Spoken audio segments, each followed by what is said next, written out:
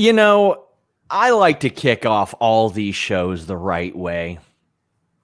I'm not going to be here the whole time. I'm not going to be here very long at all. But who would I be? It would be promotional malpractice to not kick off this show in the right way for the viewers. And really, the only way to do that is the same way that I kick off every single morning, by eating Magic Spoon. That's right. Magic Spoon cereal. Growing up, cereal was one of the best parts of being a kid. And now it's one of the best parts of being an adult. I've been trying to cut down on carbs, sugar, unhealthy food. And cereal was one of those things that I gave up. Also, being nice to Jeremy Lambert and Joe Hulbert. But the fortunate thing is, there is nothing detrimental to my health about eating Magic Spoon. Being nice to Jeremy and Joe, that's a whole different story. You know what Jeremy and Joe don't have? 4 flavors: cocoa, fruity, frosted, or blueberry. They're just boring and vanilla. That's all Joe and Jeremy are. Maybe the flavor of duty here and there.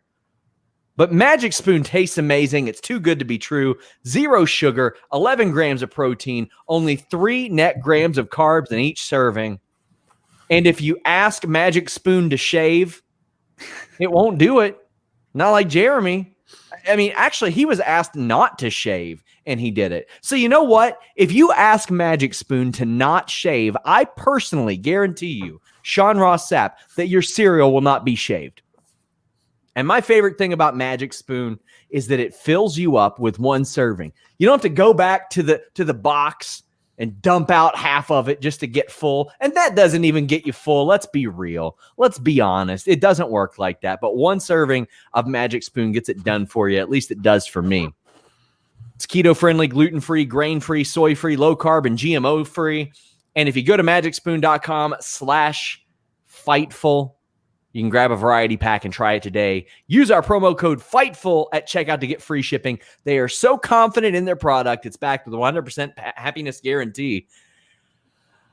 I got to breathe. I'm getting too excited about this deal. If you don't like it for any reason, they'll refund your money. No questions asked. And I'm pretty sure a lot of people will have a lot of questions on this show. Make sure you donate a super chat. They'll get read. And enjoy Phil and try to tolerate Jeremy Lambert. Goodbye. He spends the whole intro burying me, and then he gives me 5 shows a week. He's like, and they're vanilla. Him and Joe are just vanilla and boring, and yet he's giving me 5 shows a week. So what does this say about his leadership and his competence that he's doing this? I'm Jeremy Lambert, everyone. Welcome everyone to the NXT post-show here on Fightful, joined by my man Phil Lindsey from Sports Keto, Bleacher Report, all over the interwebs. Phil, how are you doing tonight? I'm great. How are you?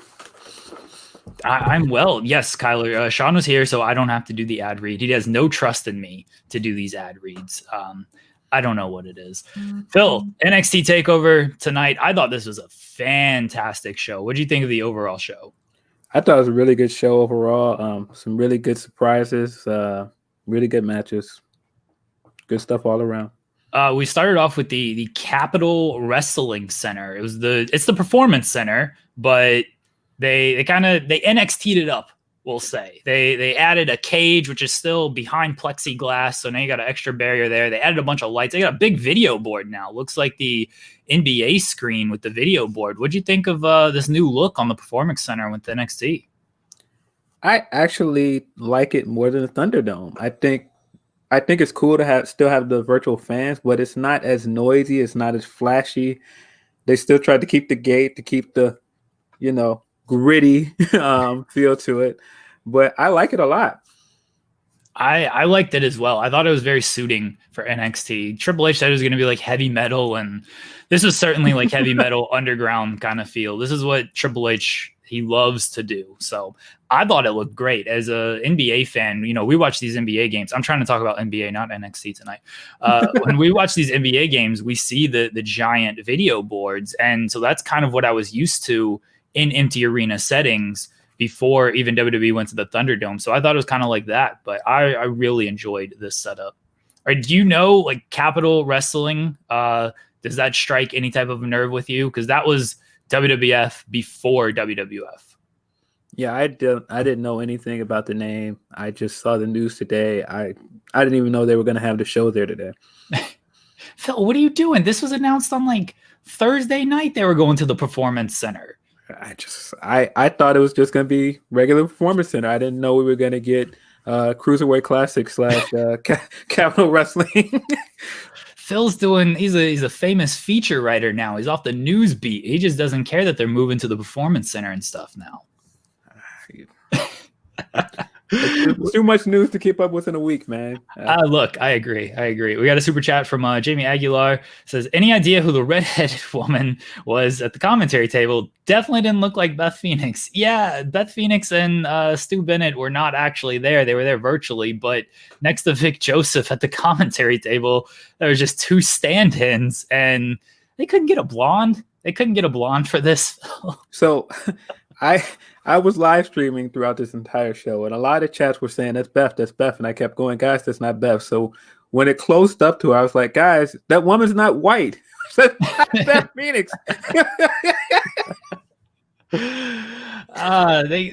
They had no blonde. They couldn't just have like Candice LeRae stand in there for a little while. I guess she has dyed hair now. They have some blondes there. Come on, guys. Another super chat from Anakin JMT. Reminder, guys, get your super chats in. I'll read them on air. Best way to support the site. Also, subscribe to our YouTube channel, youtube.com/Fightful. Head over to Fightful.com. Sign up to Fightful Select. I'm not going to bore you with 20 minutes of plugs like old Ross Sapp does out here. We're trying to get through this show. Trying to talk some wrestling here. Anakin JMT says, good to see Phil. Started following him on Twitter when Jeremy said to follow him and Juan. Don't follow Juan. Great guy. But Phil, it's okay to call Justice League an abomination of a film. No one will be mad. What is this? Are you a Justice League fan here? What's going on here? I rewatched Justice League last week for a podcast I was on, and I said it wasn't as serviceable as I thought, because that's when I first saw it. I was like, it wasn't too bad. So this time I saw it, I was like, oh, this isn't good. And then I said, but it wasn't terrible. And so somebody sent me a message. It was like, no, this was horrible. I don't know what you're talking about. It was terrible. I was like, okay. Sorry. It might have been Anakin who sent you that message, and just it probably was. Not a fan of your Justice League opinions. Joel Pearl says the girl was Casey Lennox from MLW as the fill-in. Well, there you go. She should have dyed her hair blonde for this role. I'm actually shocked that Triple H wasn't like, hey, let's dye your hair blonde right fast for this. Joel coming with the scoops. Joel has the scoops. Always does. Hey, check out Joel and I. We've been game streaming the past couple of weeks. We played, what did we play this past? SmackDown vs. Raw 2009. We played that on Friday night. We did a Road to WrestleMania campaign mode. We're game streaming at Fightful now. I'm trying to quit writing about wrestling and just play video games. That's what I'm trying to do with my life. North American title match kicked off this show. Damian Priest, Johnny Gargano. Priest picks up the victory.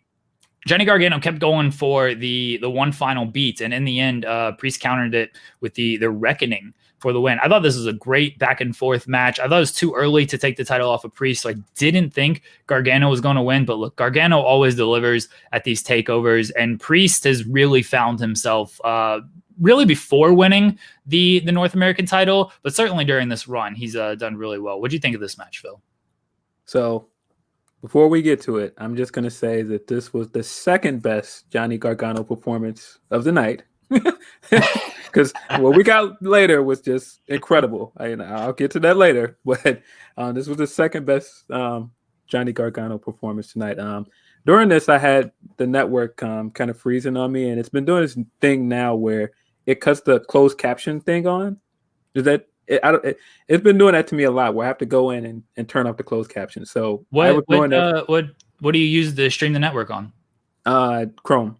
Okay, I have no idea why it does that. So I during this match a lot, I was doing that, trying to turn the closed caption off and get it to stop freezing. But it was a good match in spite of that. Same as you, I didn't think Gargano was going to win here. I felt like it's way too soon to take the title off Priest. He just got going, really. And he looked great tonight, other than the fact that, as someone else pointed out, it looked like he had on Rhea Ripley's pants. I think Johnny Gargano, they went with like an anime theme. I don't know anything about that stuff. Someone in the chat, I saw it on Twitter, what it actually was, and I forgot. But someone in the chat, if you know kind of what the theme the Garganos were going for, let us know. Because you're more into anime than I am, aren't you, Phil? Yeah, I couldn't figure it. I wasn't paying close enough attention. All right, yeah, I don't know anything about anime. JTG says a super chat for Jeremy, a great show. Thank you for sending a super chat. Everyone tweeted Sean with the hashtag Point God and let him know that we need the Point God shirt in the Fightful store. That's what we need. That's my mom wants it. My mom's birthday is in 2 days. It's all she wants for her birthday is a Point God shirt to represent her son. So let Sean know that we need that. So Damian Priest again gets the victory. Where do you see Priest going from here?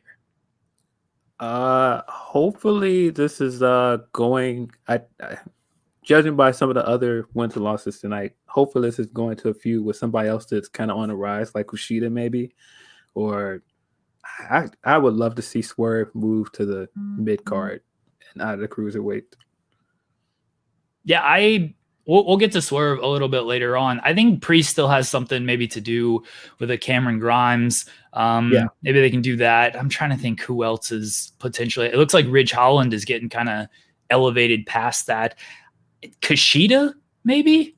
I mean, Kushida made a big impact tonight. I don't know if they want to do kind of babyface, but it's a little bit more blurred in NXT. But I feel like Kushida should get a push after this victory tonight. Yeah, for sure. And then Gargano, we'll talk about both the Garganos a little bit later on because I have thoughts on them. Kushida against Velveteen Dream. This match went about 10 minutes too long for me. It should have just been Kushida ripping his arm off and defeating him. But Kushida, almost a glorified squash. He just tore this man's arm to shred. Velveteen Dream got in a couple of hope spots. They did a Bronco Buster, which was... just look, whoever put that spot in the match should be fired. I'm just going to say that. Not just a terrible call. Velveteen Dream hit the Purple Rainmaker. Kushida kicked out. Kushida hit the hoverboard lock off the top, and then Velveteen Dream countered into the Dream Valley Driver, which was countered still into the hoverboard lock. Kushida wins. Kushida attacked him after the match. Look, the right guy won. The fire Kushida showed was great. I'm done with Velveteen Dream. The man shouldn't be employed. Yeah, I thought it was a real shame that Kushida's first takeover match was marred by this. I mean, I think he still did really well, but it was just very distracting that he was wrestling Dream. I just don't understand why you're still putting him in prominent takeover matches. It just doesn't make sense. I mean, if you're going to keep using them, that's one thing, but you're using them in, big matches like this on your pay-per-view. It's distracting. But I mean, it was a good match. I mean, I don't want to poo on a match just because I didn't agree with them still using him, but it just, I mean, even like, it took me a minute to realize he's doing a Doc Brown gimmick. So he was trying to do the usual mind games that we would like before for Dream, but it's like, even that was distracting because it's like, you're doing this stuff like, no, we're not on that anymore. Like you can't just move on like nothing has happened. Like you just can't do that. Yeah. Some people seem you weren't the only one confused by the Doc Brown gimmick there. I had a couple people tweet at me like, what is he going for here? Why did he dye his hair this color?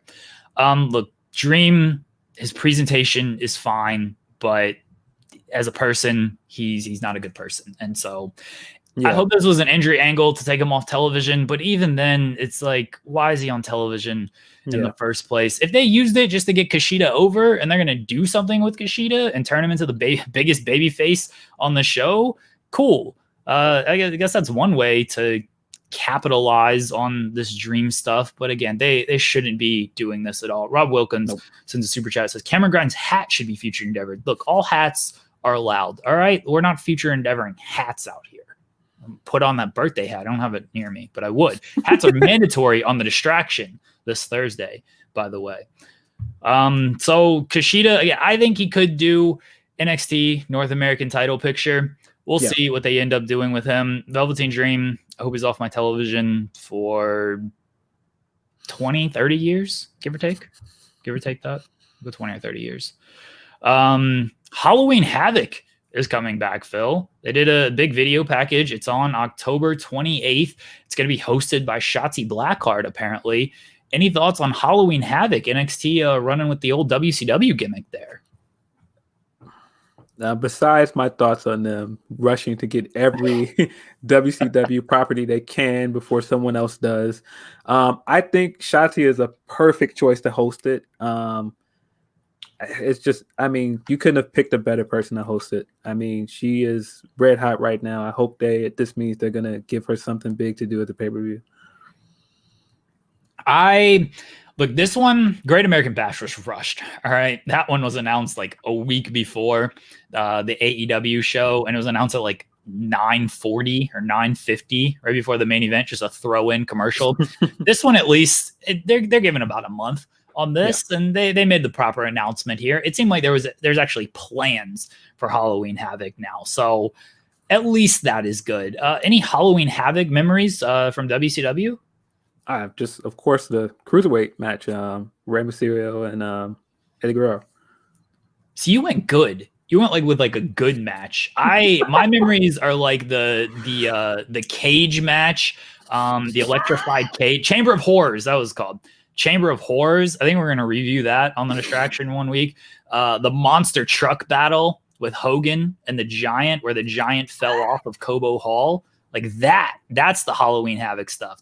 Hogan and Warrior, great Halloween Havoc memories. You're like great wrestling match. I'm like, I liked when the dude fell off the building. That was cool. Or Abdullah the Butcher got shot. That's what I want to see from this NXT Halloween Havoc. If nobody's fallen off the building, yeah, why not? Why somebody should fall off of a building on October 28th? That's what I want. What's Robert Stone up to? Robert Stone can get embarrassed. I saw a Photoshop. Someone Photoshopped him like underneath Shotzi on the Halloween Havoc banner for NXT. That's what we need. I need Robert Stone doing something like incredibly wacky and over the top for Halloween Havoc. Yeah, I hope we get the giant pumpkin.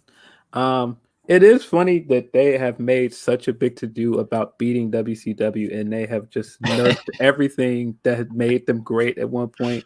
It's weird. It's a weird juxtaposition. They made a big to-do about beating WCW, and then they're just making all their same mistakes that WCW did. The Abdullah the Butcher and the electric chair was Halloween Havoc. Again, that was the Chamber of Horrors match, and I love that. Wacky stuff. Anyone who's watched enough of me on all these shows that I do, you kind of get my humor and the kind of wrestling that I enjoy right now. This show just had great wrestling. Who wants to see that? We need more people falling off buildings and stuff. NXT Cruiserweight title match. Santos Escobar against Isaiah Swerve Scott. Competitive match to start with. I thought Scott was looking really good. That Fosbury flop he pulled off was just fantastic. We had some interference from Legado de Fantasma at one point, but then Ashante comes out and helps run them off. Escobar gets the near fall. It looked like Santos gets the near fall with his finish, and it looks like everyone with the Phantom Driver and everyone thought that, Swerve's winning this. Swerve hits the house call, 450. Santos kicks out. They go to the outside of the ring. They go on the apron, and it looks like Swerve is trying to hit a German suplex on the apron, but he kind of falls backwards because Escobar holds on. Swerve hits the back of his head on the ring post, and then back in the ring, Santos hit a double underhook face buster, knee to the face, and picked up the victory. What'd you think, Phil? I just judging by the story of this match, just from NXT over the last few weeks, I was just looking at it like, okay, Swerve's got to win this match because you've built it up so much on Swerve going, once I get a fair match, I'm going to win. So I thought he's going to win tonight. But just something about the match, the way it started, I was like, okay, he's going to lose. So once you know that, it kind of took something out of it, but it was a fantastic match in terms of wrestling, like some really great spots. Just some of the reversals and counters in this thing were just spot on. I mean, even interference didn't take too much away from it. It was just a great match all around. I do think it was a little overbooked towards the end. NXT seems to like their apron spots a lot right now. They do a lot of apron spots. But other than that, no criticism. Yeah, the middle of the match with the interference, I could have lived without. Especially they took way too long to set up the spot where Swerve does the Hurricane Rana onto the Legado de Fantasma, and then they kind of catch him, and then Swerve takes him out, and then Ashante comes out. So I thought that was a little muddy right there, but they picked it back up once they got back in the ring. When Swerve was going for, once they got back in the ring and Swerve was charging after him, and Santos hit the kick on him. I thought that was a great spot. And then the finishing stretch was great. The finish where he just kind of fell backwards into the ring post. I don't know. It made Scott look a little bit dumb, I thought. And that was my issue with that. But overall, I thought that was a great match. I don't mind Santos winning. I think he's been one of the best things on NXT. I really like his presentation and the group he's got going on right now. I want to know where Tyler Breeze and Fandango were. They're supposed to be helping out their boy Swerve Scott, and then he's got a call on Ashante to come help him out. So where were you, Breeze and Fandango? Yeah, I didn't even think about that. We didn't have a tag title match tonight. Yeah, I don't know if they're having a quarantine or anything like that. I've got no idea. But the fact that we didn't have a tag team title match, not that the NXT's tag division is much of anything right now. No. They've Imperium lost and Undisputed Era. I don't know what's going on. Can you name me another NXT tag team besides the three that I just named? Nope. Phil's banned NXT as well. Grizzled Young Vets. Are they in NXT? They were there for a minute. I don't know if they went back to the UK. All right. So yeah.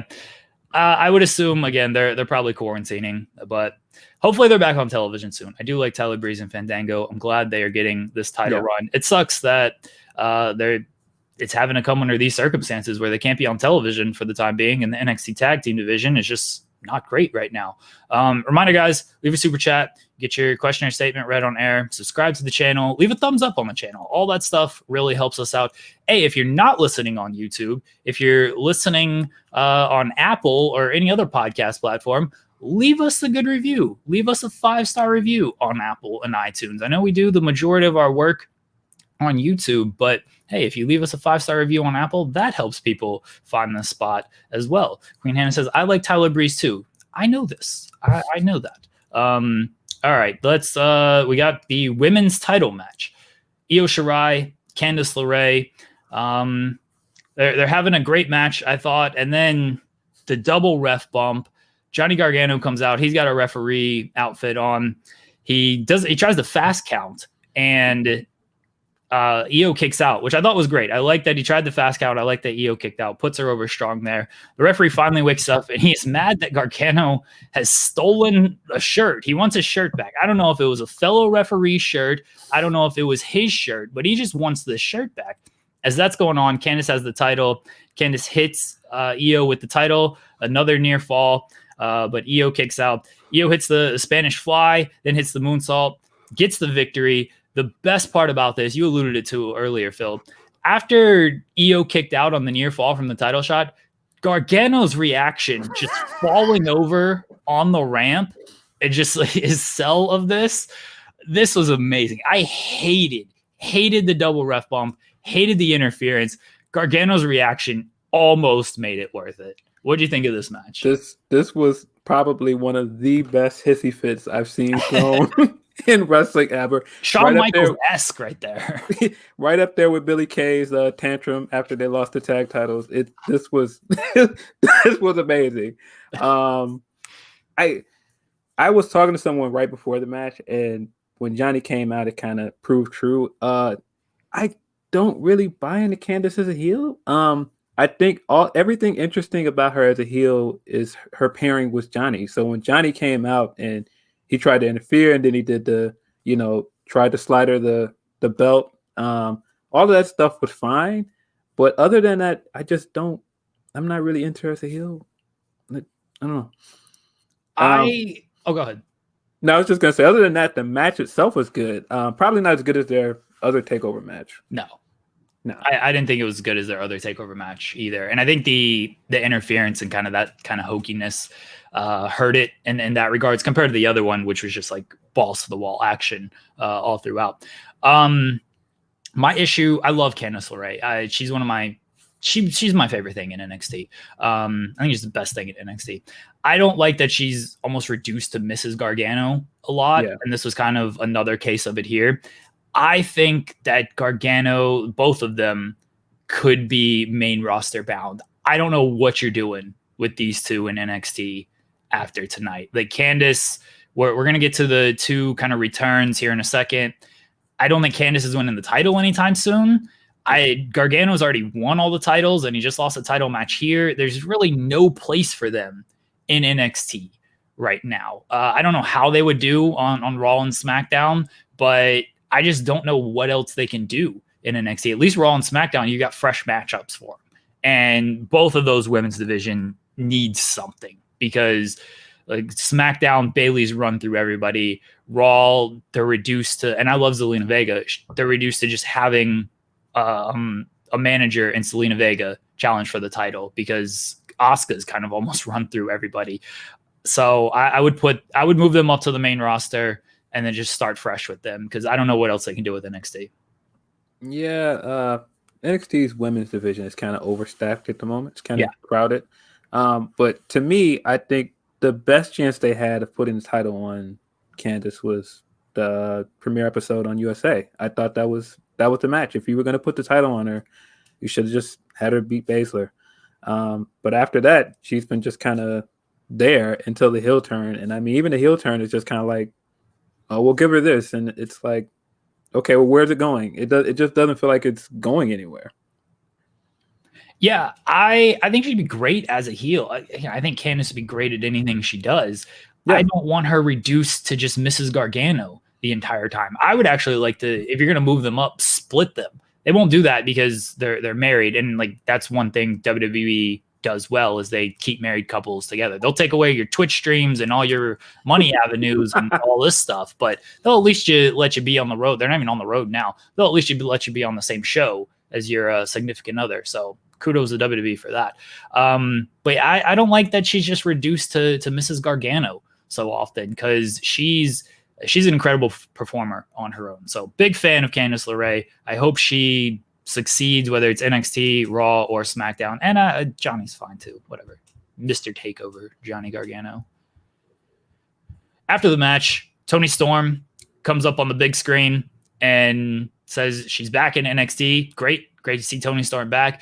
Then we get the vignette for the mystery Call of Duty biker. I think that's what they're going for here with the Randy Orton is shooting these videos with his night vision goggles.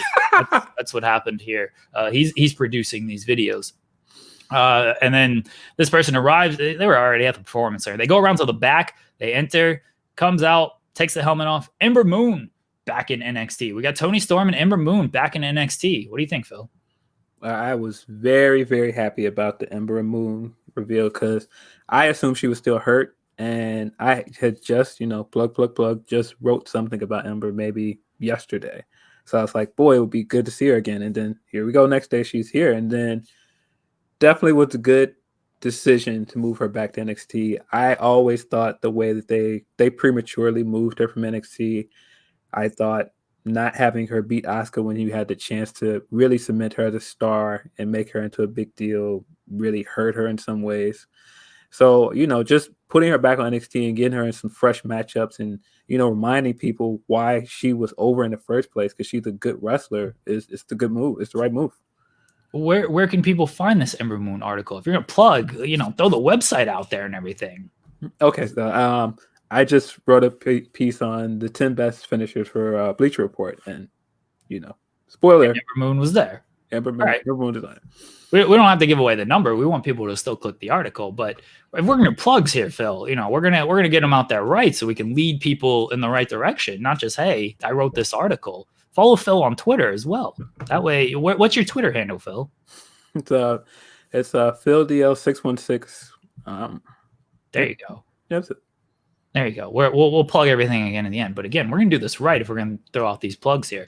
Ember Moon, it is great to see her back, because, the way she was talking is she thought her career might be over. She ruptured her Achilles, like tore it clean off on a stupid 24/7 title chase spot. Like, that is how this woman got injured. Just so dumb, so unfortunate. Terrible. For her. And she never got the traction she probably deserved on the main roster. I've never been like the biggest Ember Moon fan. I think her in-ring work is fantastic. My issue with her has always just been like, what's her character? And she said this too. This isn't like a me criticism thing. Like, she's even said this. She's just been like, I think I'm like a phenom, but like, what does that actually mean? What are my motivations? What is my goal? And hopefully they establish some of that now. And maybe her goal is just, hey, I want to be the NXT Women's Champion. I want to prove that, who I was on the main roster isn't who I am in NXT. Like, whatever it is, you just got to establish some type of motivation for her. So I'm glad she's back. I'm mainly glad she's back because it means she's healthy and she's going to be wrestling again, because the way she was talking, it didn't sound good. And then Toni Storm, again, this is another female who in NXT UK, she was killing it. And brief run NXT, she's great. She's very young. She's very talented. And now she's going to get a chance with this roster. This roster is so good. Like, assuming Candice stays, they have Candice, Io, Storm, Ember, Dakota, Reina, Rhea, like, just those names right there. You've got Santana Garrett somewhere not working. I mean, unfortunately, Tegan Knox just got hurt. Very sad news about Tegan Knox. They always have big plans for her, and then unfortunately, her knee's just not in the best of shape. Hopefully, Tegan can heal up, come back sooner rather than later. But even without Tegan, like, they have so many, like, even like Casey is there, Kaden, just like under the radar women who you can still do something with. Shotzi, like, this women's division is too crowded. NXT should just be like the women's division and then throw in like a Finn Balor match every now and again. Maybe that would be how I'd book NXT anyway. Yeah. I think Toni is going to be a great addition. She had pretty much done everything she could with NXT UK at this point. And I didn't feel like they were going to give her anything significant on the main roster. So this was probably the best decision. Yeah, I did. Again, the women's division, it's a good problem to have when you have that many talented women on your roster. Get into the main event. We had a Ashante Adonis promo. I thought this was actually good because it established kind of who he is and his motivation and the way he spells. He spells kind of like I do. Not great. I was distracted when he first came in because he had this huge bubble goose on. I'm like, you're in Florida, buddy. Like, okay, where are you going with this bubble goose? He spelled ritual RICHUAL. Ritual. I'm pretty sure that's how he spelled it. So like the Street Profits spell profit like profits. Yeah. It's weird. I mean, that's not how you spell ritual, I don't think. I'm pretty sure it's RITUAL. This is why I use a grammar checker because I have no idea how to spell. But, it established who he was. We saw him earlier in the night, and so it's good that he's got some type of character out of this. And then there's just some guy, because I think he's been on NXT a couple times, and the former Tahuti Miles, and we didn't really know who he was, just kind of a guy who got a name change. This helped establish him a little bit. So I thought this was a good placement for this promo. So good on you, NXT, for letting us know who these people are. Main event, Finn Balor, Kyle O'Reilly. First off, I love the backstage walk that they do. I think like the most famous one of this, at least from my memory, is WrestleMania 14 with Michaels and Austin, where they're walking to the ring, and it's always that same music. People associate it with like the cage lowering music. I've always just associated it as the backstage walk music. It makes it feel like kind of big time. So I really like that right off the bat. As far as this match goes, these two men just beat the snot out of each other. All right, that's the best way I can put it. Balor was targeting the ribs. He hit a spin kick to the ribs that O'Reilly sold just absolutely beautifully. And then the rest of the match, Balor was just going after those ribs, trying to slow him down, you take away the body, you take away the mind. And O'Reilly was going after the legs of Balor, setting him up for the heel hook. And also, you take away the legs, he can't leap off the top rope with the same energy. When he hits the when he hits his stomps, it's not going to be as effective. He's going to hurt himself when he does it. So just great targeting by both men in this match. And they just beat the hell out of each other. The finishing sequence kind of saw with O'Reilly going with the heel hook, and then Finn got to the bottom rope. O'Reilly went for a German suplex. Finn kind of he hit it, but Finn just kind of no-sold, rolled out of it, and then hit a stomp, went up to the top, coup de grace, got the victory.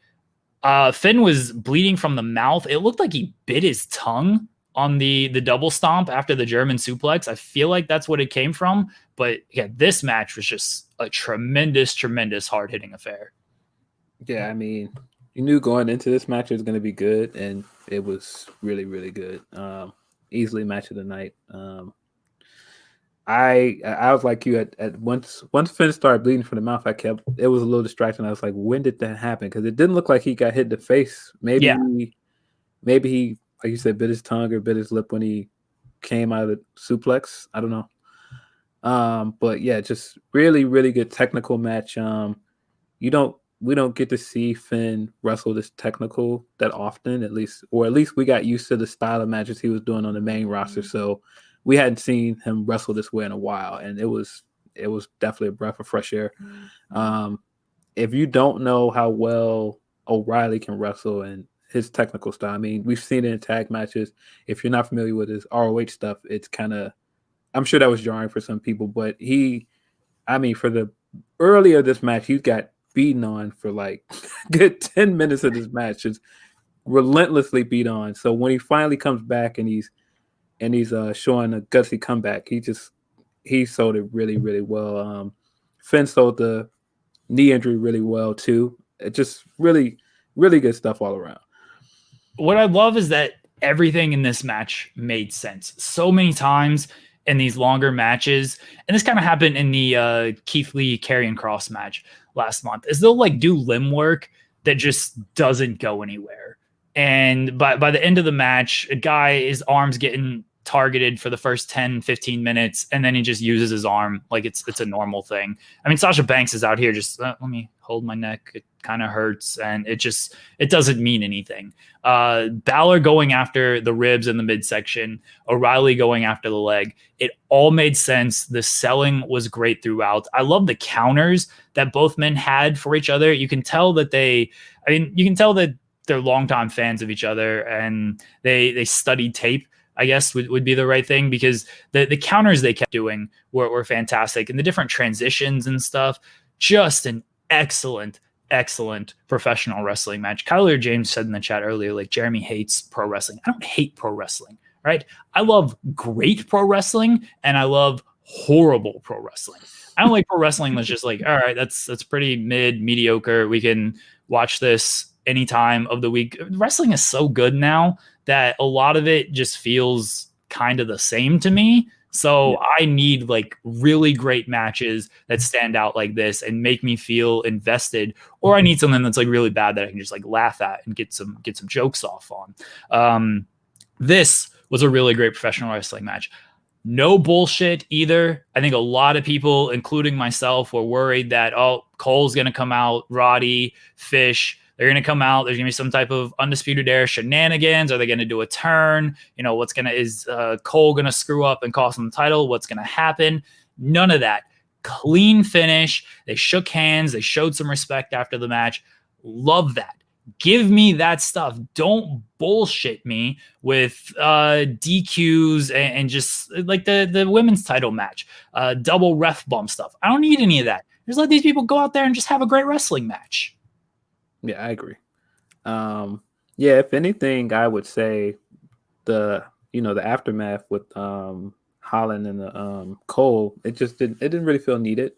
Because I felt like the match was good enough on its own, and I just think like the sign of respect stuff was good enough on its own. You could have ended it there. And I mean, there wasn't much you can do with this match other than what we got. It was perfect as is. Yeah, they did the logo flash that NXT is kind of infamous for.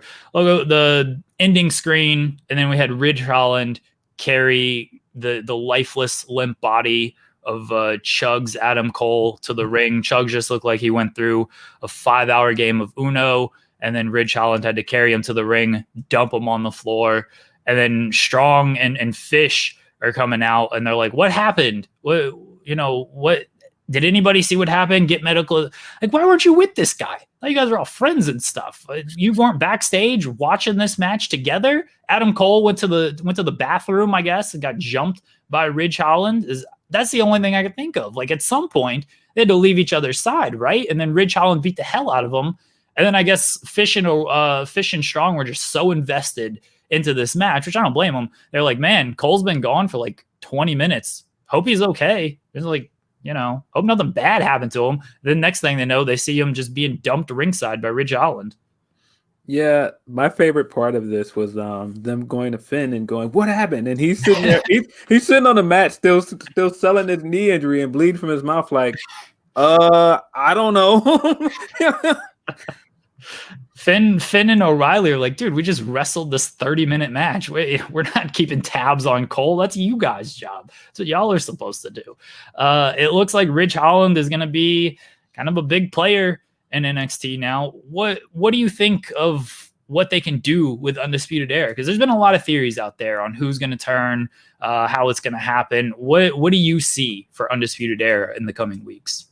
Well, the thing that I thought that was interesting in this, and the small subtle thing that I noticed, is when they were all standing around trying to figure out what was going on with Cole.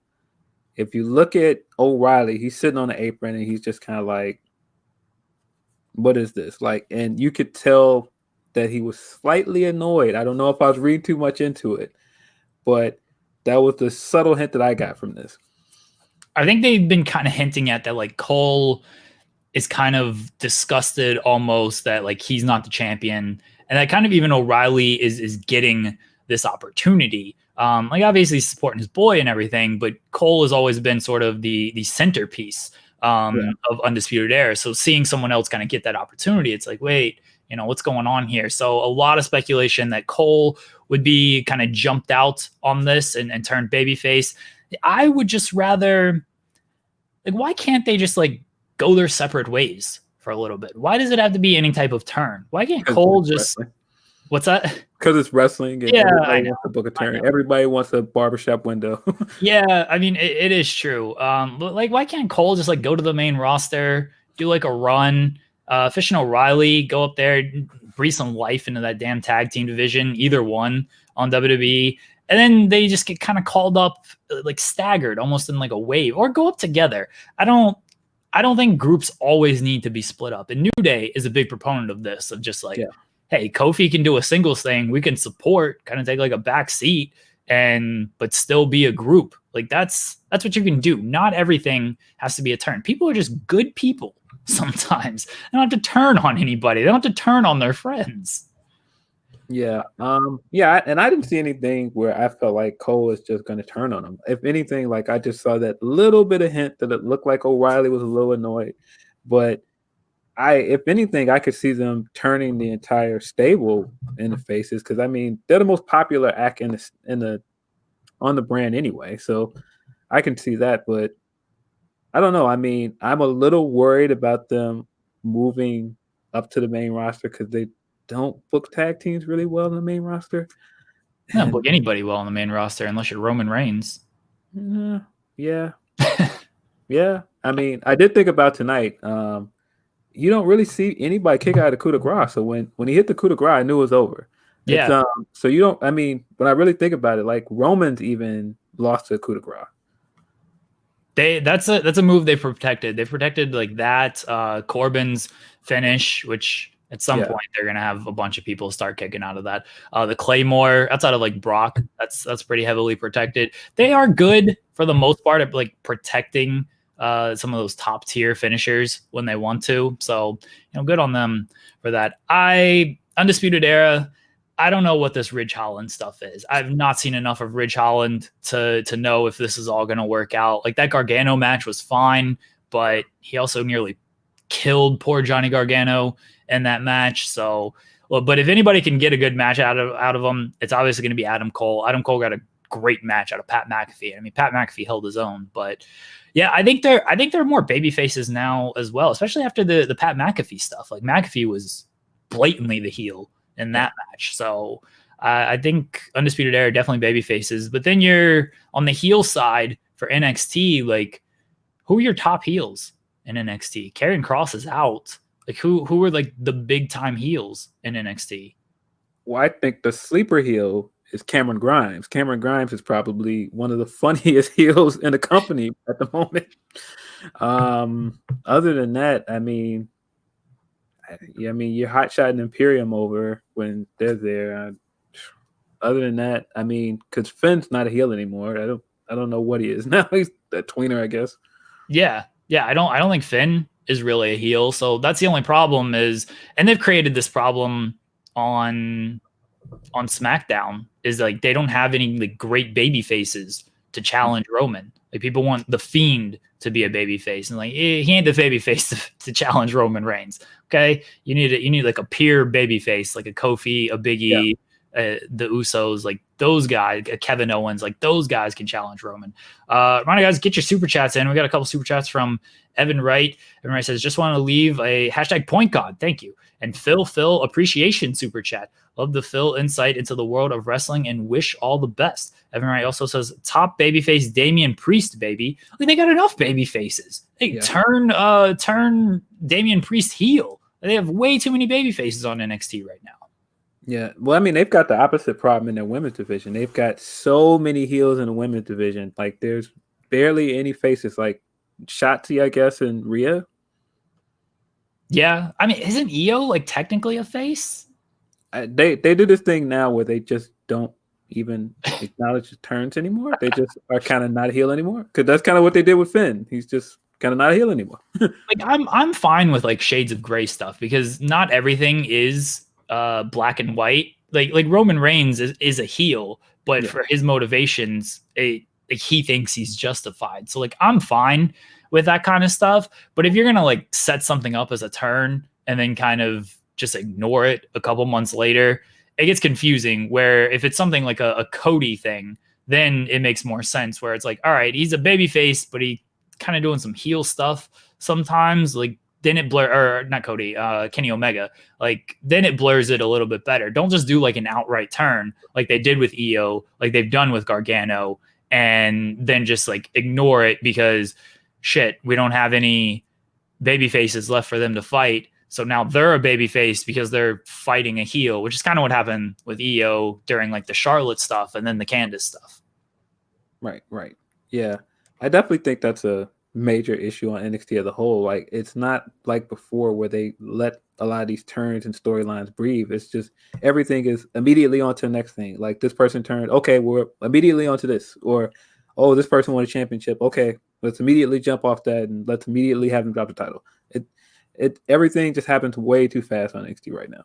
Yeah, once you drop the title, you just like automatically turn. They're gonna bring Karrion Kross back as a babyface, even though I think he was a heel in that Cole feud, or in the Keith. He was definitely a heel in the Keith Lee stuff. He's just gonna come back as a babyface. He's gonna get the big reaction once his shoulder's injured and stuff. Shoulders healthy, I should say. George Yamin says Tommaso Ciampa is a heel. All right. I mean, if he's a heel, then that can certainly be your top heel. I don't know what they're doing with Tommaso Ciampa right now. I have no idea. I think they're spinning their wheels with him and Gargano because they don't want to move up, and they're trying to justify reasons for them to still be on NXT, but there's nothing really left for them to do there. Yeah, I don't think, as I said, I've pushed for Gargano to go up to the main roster, especially after this show.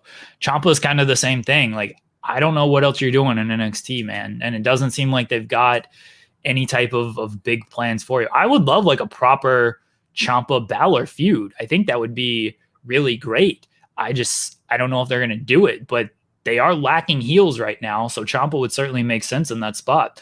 The Nerd Guru says Rhea should go to the main roster. She was done once she jobbed to Charlotte.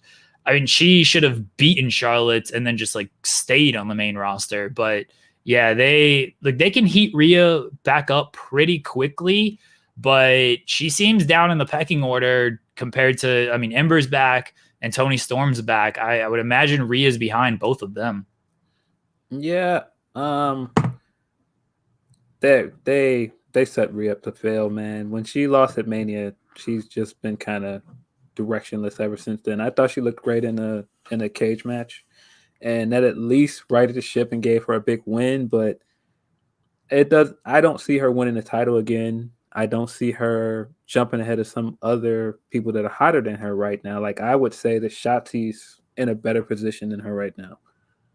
Yeah, I mean, Shotzi's right. I mean, Shotzi's getting her own show. She's getting Halloween Havoc, for Christ's sake. She's gonna be the host. Yeah, they've done some damage to Rhea. I know that Triple H said like she's gonna be the biggest thing in the business in like 5 years. You know, she's gonna be untouchable and stuff. Like she was not the biggest thing in the business, but she was right there when she won the title in December. Like that closing moment with her, she was right there. She was the biggest thing in NXT at that time. And then they completely killed that momentum right after that. So just not good what they've done with Rhea in 2020 compared to what they did with her at the end of 2019. Rafael Garcia, since Superstat says Rhea may lose to Raquel Gonzalez, setting her up as a big heel. They don't need to turn Rhea heel. Like they don't need to do all that. Well, yeah, because the problem is now that Rhea's still there, you're bringing Toni in. Are you going to rehash Toni and Rhea stuff again? You don't want to do that. To me, I just still don't see why they didn't just give her the win over Charlotte. I mean, if you're going to give someone a big win over Baszler, who had been champion for close to a year, and then a few months later, it just doesn't matter. Then what was the point of doing it? You had Candice right there. If you weren't going to give that win to Candice and make her the big face, and you're going to give it to Rhea, why didn't you just let her run with it? Oh, it's been clarified that they're setting up Raquel as the big heel by beating Rhea. That's fine. I mean, they need kind of that big heel. So I'm okay with that. And then Dakota, I love Dakota. I think she's super underrated and they should probably do a little bit more with her. But she's another one that I didn't understand why they turned her. She just didn't need. Yeah. I mean, she's been great as a heel. Like I think she's been very good. And it's just, I don't know. And I like the pairing with Raquel Gonzalez as well. But they need heels right now because Io's sort of a baby face. I feel like Toni's a baby face. I feel like Ember's going to be a baby face. Like Rhea, unless they do turn her, she's a face. Shotzi's a face. Like Dakota and Raquel are kind of like their only two heels. So they need to push them at this point because they're kind of running out of top heels who can really challenge the upper echelon. When it comes to their babyface. George Amin says WWE has a hard time booking babyfaces. They had a hard time booking a lot of people sometimes. So yeah, but is Toni a face though? Because she was the heel in the Rhea match at Worlds Collide. That was the pay-per-view? I mean, Toni's been off television for so long that it's tough to tell. And when she comes back, I feel like she's at least gonna get like the face reaction. They're at the Performance Center. They can tell them how to react however they want. But, she'll get the babyface reaction because she's just back after a long time off of television. And then what she does after that, who she goes after, will kind of establish things. But that's the thing. Somebody like Io isn't really established on either side. I guess she's a babyface. So if Toni goes after her, maybe that makes her a heel. But Ember's going to go after Io. But Ember's going to be a babyface. And it's a lot of shades of gray stuff. And then just like turning people without a rhyme or reason and then just kind of forgetting about it. So I don't know. What can you do with that? How would you book? Would you have Ember take the title off of Io? I think that Ember got the short end of the stick with her first reign. I don't think she got the star-making win that she should have gotten. Winning a vacant title it didn't do for her what beating Asuka could have done for her. She didn't have a character that worked well enough, and giving her that win over Asuka gave her a hook. Right. And without that, she kind of just floundered until Baszler beat her, and then she just went to the main roster, and it was even worse. So, I mean, that's not to say she was a bad champion. but I think you've got to give her something. You got to give her a big win or something to establish her for coming back to NXT. Let's wrap things up here. Overall thoughts on the show. I've seen some people on the timeline call this the greatest pay-per-view ever. And I'm calling you out, Denise Salcedo, because you're the one who said this. I love Denise. She's my favorite person on Twitter, but I feel like that's, what do you call it? Hyperbole? I mean, it is hyperbole, but recency bias. That's the term I was looking for. Like, it's some recency bias. She just watched the show. Greatest pay-per-view ever. I don't know if I'd go that far. It was a fantastic show, though, I thought. Yeah, I thought it was a fantastic show. I still think Clash of Champions is up there, top pay-per-view this year. Really? I really enjoyed Clash of Champions. I thought SummerSlam was better than this too. I thought this was good, but in terms of what we've seen from takeovers, like what you said with the women's match, like that was some raw shenanigans in a takeover match. Like that's why the other Candice EO match was better, because it was more of a takeover match. This felt like something we could see on a main roster pay-per-view. Yeah, I thought all these matches were great. Like, I don't have any complaints of the matches. I question some of the spots in the matches, but overall, the matches were great. I thought the main event was awesome. Up there with Reigns and Uso for me. I liked Reigns and Uso a little bit more because I was just more invested in that match. But as far as like technical wrestling goes, like this match was better than that match. It's all based on kind of what you like. But I thought this pay-per-view was great. Denise is wrong. It's not let me get her exact wording here. I don't want to bury Denise saying she called it the best pay-per-view ever, and then turns out she just called it like the best takeover ever was her hyperbole. But Denise called it best WWE pay-per-view of the year. Okay. So there you go. I don't agree with that. All right. Well, that's what she says. That she says best pay-per-view of the year. I might agree with that, actually. I don't even think it's the best takeover of the year. Do you? Portland was really good. I remember it was better than the last takeover. I agree. The last takeover, I don't think that was like one of their weakest takeovers. Portland was really good. I'm trying to think of other like great shows this year. SummerSlam was good. In Your House. Yeah. I don't remember In Your House too much, to be honest. Look, it was a good show tonight. All right, we're not going to bury Denise anymore. Denise is right. Like, Denise is a big star now. She's riding high. She's got 30 shows a week that she does. You can just say all these things, and people just agree with her because, again, she's the top star on Twitter. My favorite person on Twitter. She's wrong. She's still wrong on this. I'm fine with this take on the pay-per-view, but that pizza take is hot garbage. Hot, smoldering garbage. Oh, do not put ranch on pizza, people. It does not belong on pizza. I don't put ranch. I put ranch on a lot of things, but I don't put ranch on my pizza. But look, Denise enjoys what she enjoys. She wants to dip her ranch into her pizza.